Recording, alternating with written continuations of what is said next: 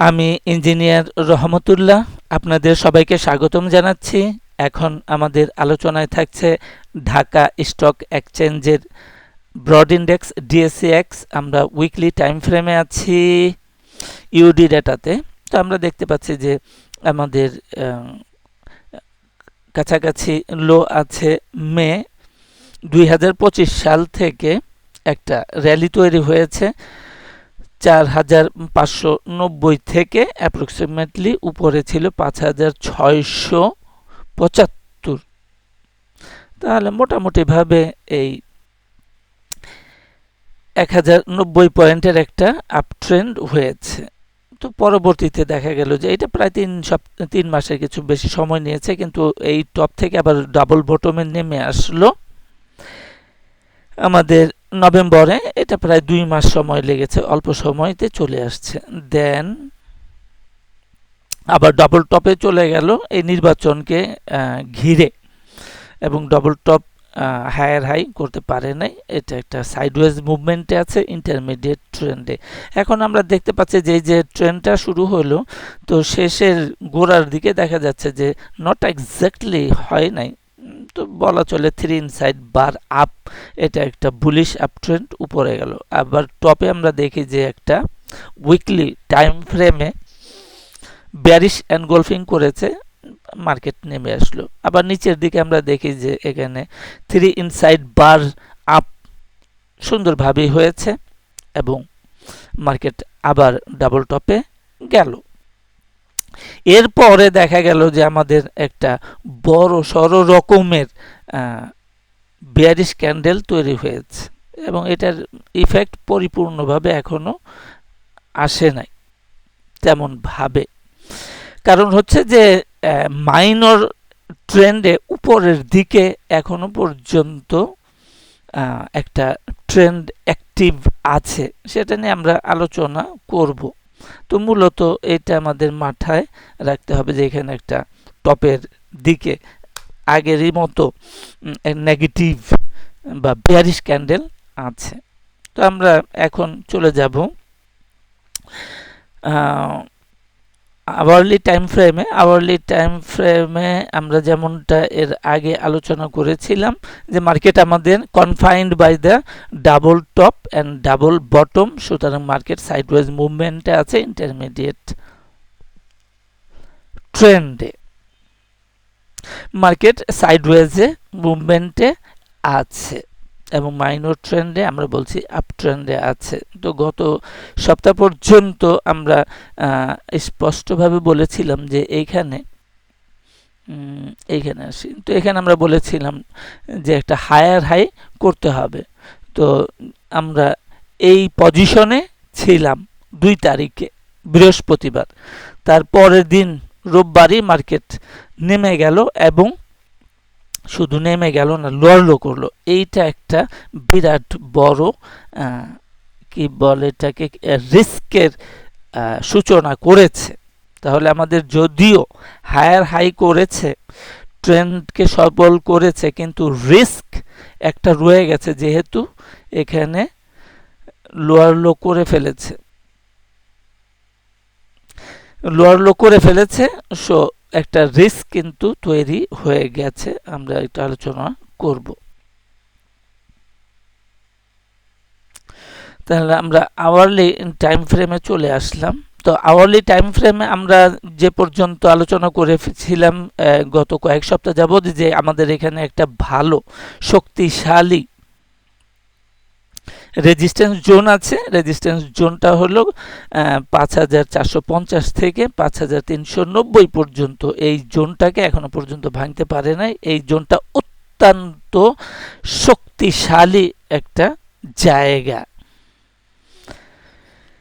এখন আমরা যেমনটা এর আগে বলেছিলাম যে মার্কেট আপ ট্রেন্ডে থাকবে, তেমনটা থাকতে পারে। এখানে বলেছিলাম যে এ, এখানে বি, একটা সি, এবং আমরা বলেছিলাম যে ম্যাক্সিমাম এই জোনের উপরে পর্যন্ত যাইতে পারে, এবং সেটা হচ্ছে 5450। এই ছিল আমাদের এর আগ পর্যন্ত আমরা যেভাবে মার্কেটটাকে দেখছিলাম। এখন যেহেতু একটু আগে বললাম যে লোয়ার লো করে ফেলেছে, এটা সপ্তাহের প্রথম দিনই লোয়ার লো করে ফেলেছে, তাহলে এখানে একটা রিস্ক তৈরি হয়েছে। এর ফলে এখন আমরা যেভাবে ভাবছি সেটা হলো যে আমাদের এইটা কাউন্টার ট্রেন্ড, যেহেতু রিস্ক তৈরি হয়ে গেছে, এটা পরিষ্কার করলো যে বর্তমানটা কাউন্টার ট্রেন্ড। তো সেই ক্ষেত্রে আমরা যে গত সপ্তাহে লো ছিল, লো থেকে আমাদের এই ছোট্ট র্যালিটা হলো এ, রিস্ক তৈরি করলো যে সে হলো বি, এখন ওয়েব সি মাইনর ট্রেন্ডে আপ আছে। তাহলে মাইনর ট্রেন্ডটা এখানে হলো প্যাটার্নটা হলো flat, expanding flat, expanded flat. Expanded flat হইলে এখানে ফ্ল্যাট, তাহলে এটার হচ্ছে 3-3-5, অর্থাৎ ওয়েভ সিটা 5টা ওয়েভে সমাপ্ত হবে। তাহলে আমরা এই বর্তমান চলমান যে মাইনর আছে, এইটাই হচ্ছে আমাদের ওয়েভ সি। এইখানে 5টা ওয়েভ হবে, 5টা ওয়েভ হওয়ার পরে এই আপট্রেন্ডটা শেষ হয়ে যাবে। তাহলে সেই ক্ষেত্রে আমরা দেখি যে এইখানে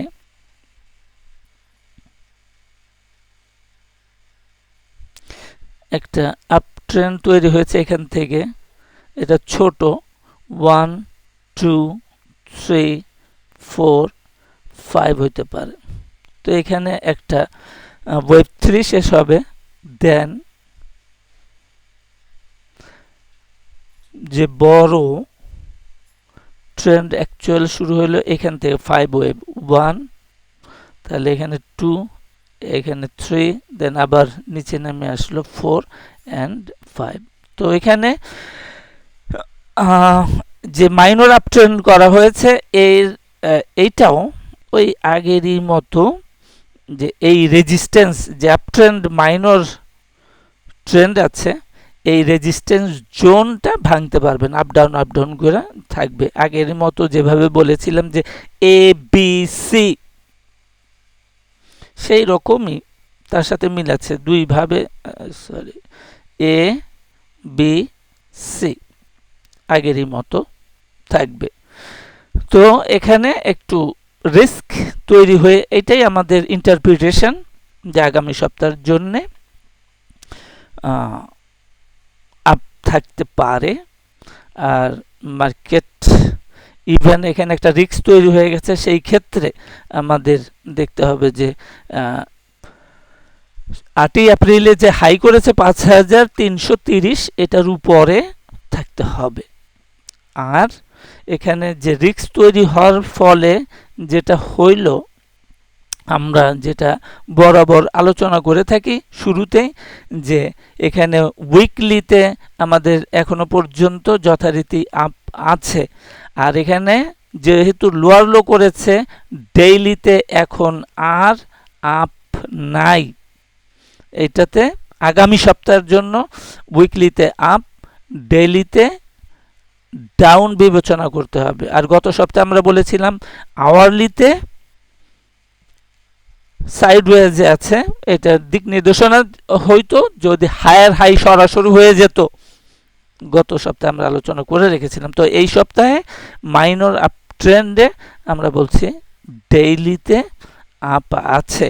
তো যতক্ষণ পর্যন্ত এই ডেইলি আওয়ারলিতে এই সপ্তাহে আপ আছে, সুতরাং এই আপ আওয়ারলিতে মাইনর ট্রেন্ড একটু আগে এবিসি দেখালাম, ওটা যতক্ষণ পর্যন্ত থাকলো ততক্ষণ পর্যন্তই আপ ট্রেন্ড আছে। এরপরে আমরা সম্ভবত দেখতে যাচ্ছি যে ডেইলির প্রভাবে, ডেইলি যেহেতু রিস্ক তৈরি হয়েছে, এখনো পর্যন্ত পরিপূর্ণভাবে প্রকাশিত হয় নাই, বাট রিস্কটা তৈরি হয়ে গেছে। আওয়ারলিতে মাইনর ট্রেন্ডে আপ থাকার কারণে এটা দৃশ্যমান হয় নাই।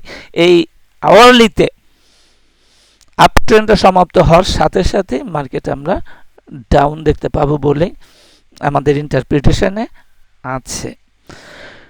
তো আজকে এই পর্যন্তই, সাথে থাকার জন্য সবাইকে অনেক অনেক ধন্যবাদ।